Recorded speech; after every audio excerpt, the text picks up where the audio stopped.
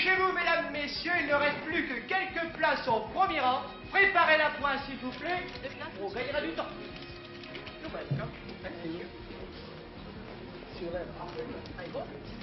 Bonsoir, monsieur.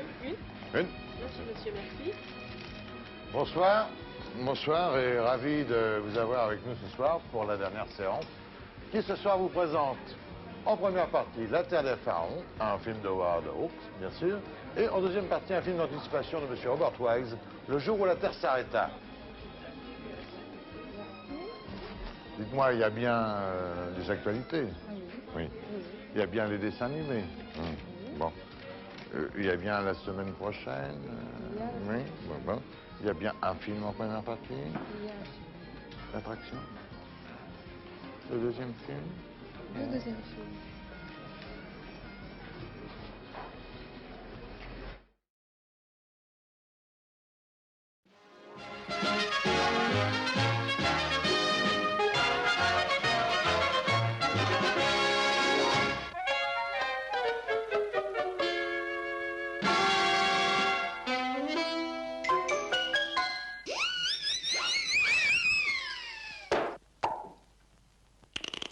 Balzac 0001. Jean Mineur, publicité, 79 Champs-Élysées, Paris.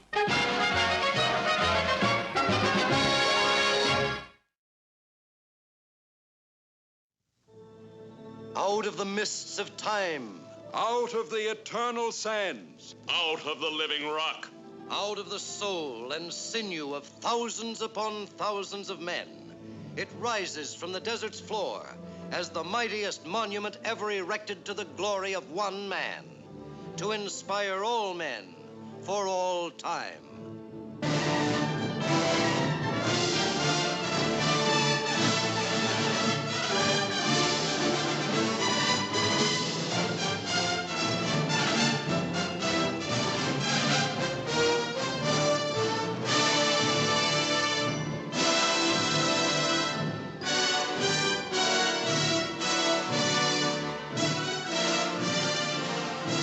Egypt, 50 centuries ago, when her culture and civilization flourished in a setting of unequaled pomp and grandeur, when her proud legions had conquered all the world and plundered its treasure to feed the insatiable ambition of the greatest of all pharaohs, Khufu the Magnificent, a man of superhuman strength and courage, yet consumed by a fear so strange that he tried to conceal it beneath a massive man-made mountain of stone.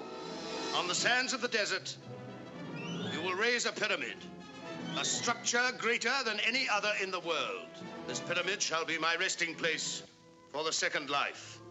From every corner of the land came teeming multitudes of workers, and then slaves and generations of slaves to wrest the rock from the unyielding earth, while armies of wretched humanity suffered and died to haul their colossal burden across the desert to the River Nile for the final journey to the mighty ramps that flanked the pyramid.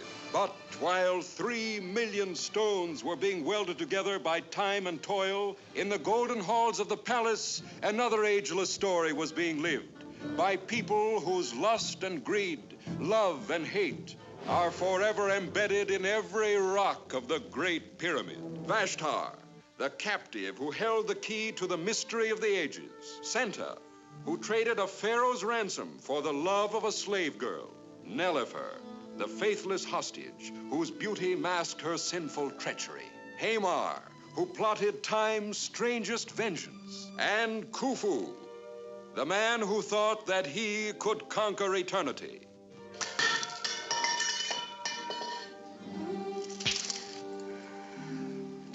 Do that again.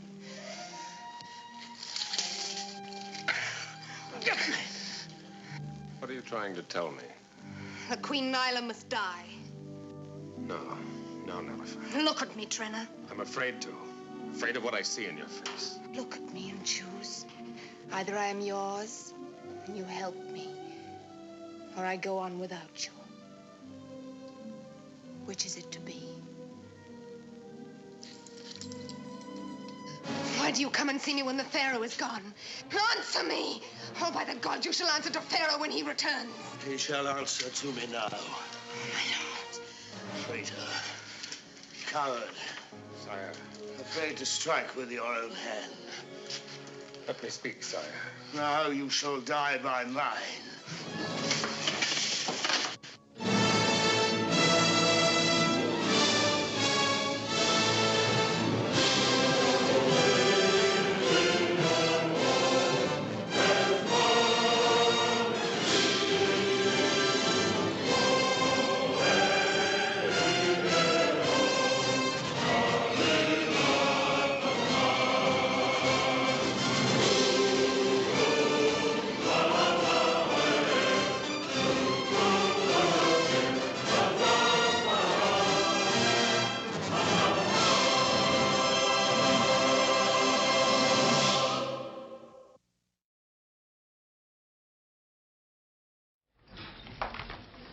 Demandez bonbons, caramel, esquimaux, chocolat, madame.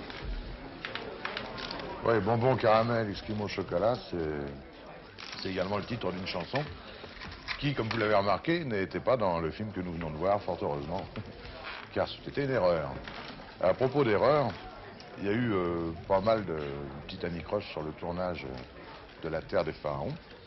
C'est d'ailleurs M. Troner, le décorateur, qui m'en a confié quelques-unes, pas triste. Savoir que c'est l'armée égyptienne qui faisait fonction de figurants. Et donc ils s'attendaient, je veux dire, à avoir des gens typés, assez basanés.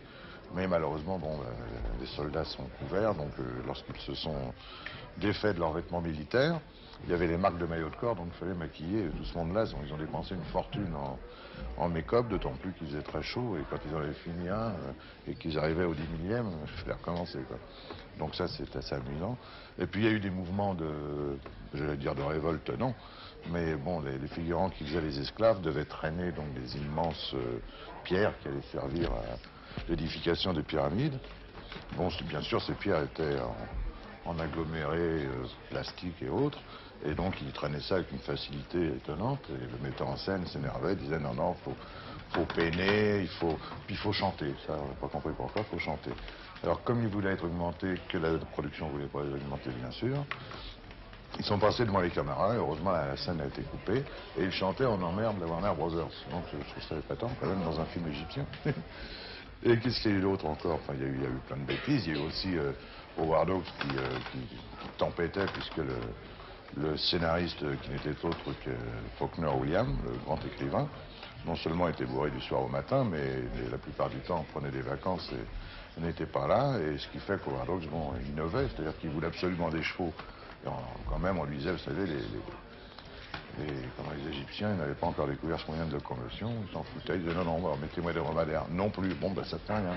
Ce qui fait qu'il y a plein d'erreurs comme ça amusantes dans le film, qu'on remarque pas, mais qui sont vraies, quoi, qui sont... Bon, enfin, en 55, on osait des choses qu'on n'oserait peut-être plus aujourd'hui.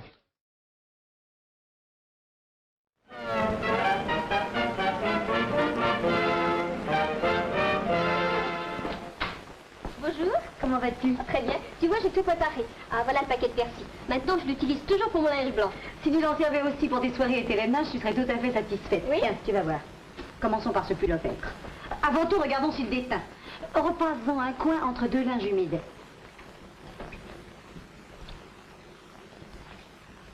Comme ça? C'est ça, ça va. Voilà, hein. Tu vois, il déteint. Doucement, doucement. Emploie de l'eau presque froide, surtout quand la couleur déteint. Verse suffisamment de persil pour obtenir une belle mousse. Plonge rapidement ton pull-over. Non, surtout ne frotte pas. Presse simplement pour ne pas déformer ni feutrer le tissu. Enfin, rince plusieurs fois. Ajoute un peu de vinaigre, il fixe les couleurs et conserve la souplesse.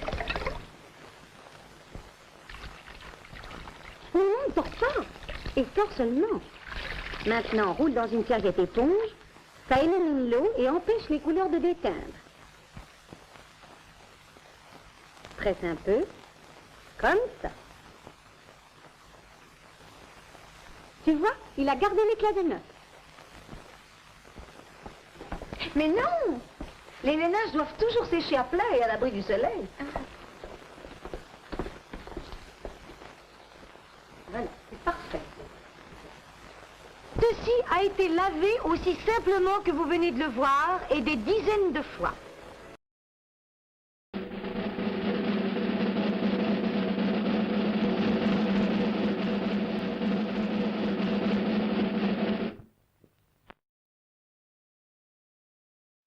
Et oui, c'est la deuxième pause.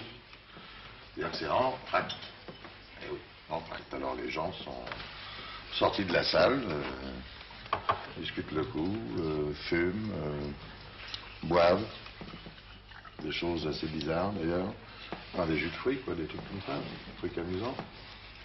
Ça mange des caramels, ça mange des chocolats, ça mange des esquimaux. Enfin, ça se fait mal au foie, tout ça, quoi. Mais enfin, c'est un peu logique, il fallait se détendre, parce que tout ce qu'on a regardé en première partie, l'entracte, c'est toujours le bienvenu, disons. Et puis ça annonce, bien sûr, l'attente du grand film. Ceci dit, il y en a qui sont restés dans la salle pour regarder d'autres réclames. Vous savez, devant l'écran, il y avait également, bon, il y avait le rideau, bien sûr, mais devant ce rideau, il y avait encore un bout de tissu qui descendait, avec des publicités peintes à la main, et qui étaient des publicités très très locales, quoi, des publicités de quartier pour le boulanger du coin, le bijoutier. Et le jeu, c'était de, par exemple, retrouver le nom du bijoutier ou de la boulangerie. Alors, par exemple, la boulangerie s'appelait Mes Genoux, pourquoi pas, enfin, n'importe quoi. Et donc, quelqu'un disait MX. Alors, il fallait chercher, avant que la lumière se rallume, le nom du boulanger. Passionnant, hein. Bon, enfin bref. Et donc les gens attendaient le grand film. Alors le grand film de ce soir, c'est un film d'anticipation de Robert Wise, donc des années 50. C'est un film qui s'appelle Le jour où la Terre s'arrêta. Et je crois que c'est, à mon avis, la première apparition d'un robot qui soit vraiment superbe et qui n'a rien à envier, par exemple, de RD2, etc., La Guerre des Étoiles, qui, comme chacun sait, a eu beaucoup plus de moyens que les petits films des années 50, où souvent les Martiens avaient une casserole sur la tête qu'on peignait vite fait et ça passait quand même. Et je crois que le film, il passe bien, vous allez voir. Tiens. Non, ça c'est les réclames, ça. Ce sont les pubs là, qui ont démarré.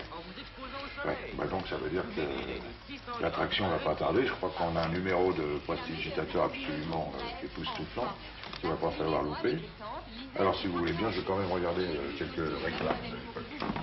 Inimitable, une seule pièce, c'est un véritable fourreau hermétique de sudation naturelle.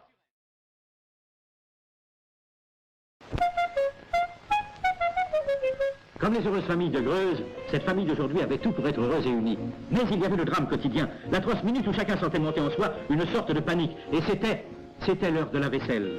La victime, par le sort désigné, se découvrait soudain l'âme d'un meurtrier. Disons tout de suite à sa décharge, y a-t-il pas un somme plus déprimant que de laver une vaisselle? Il en fut ainsi jusqu'au jour où Solivaisselle se présenta. Solivaisselle renouvelle entièrement le problème du lavage de la vaisselle, en lavant instantanément à l'eau froutière. Ce flacon breveté contient une bille intérieure qui permet de doser exactement les quelques gouttes nécessaires à une vaisselle moyenne, même très grasse. Ainsi, Solivaisselle est économique, rapide et fait les familles heureuses.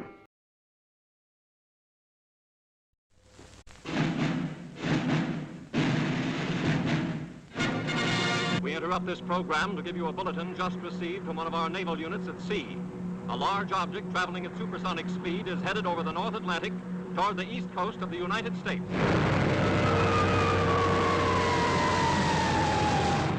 Ladies and gentlemen, this is Drew Pearson.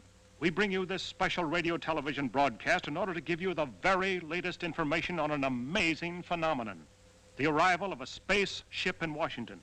The Army has taken every precaution to meet any emergency which may develop. Just a minute, ladies and gentlemen, I think something is happening.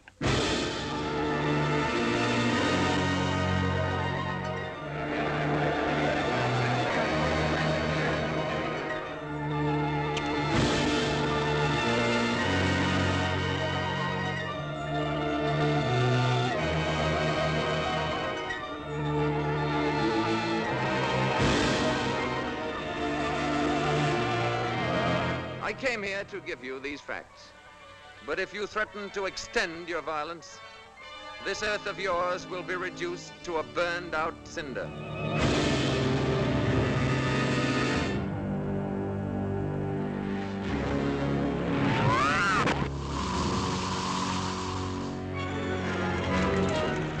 But he's a robot. Without you, what could he do? There's no limit to what he could do. He could destroy the Earth. All vehicles, close in. Let's go.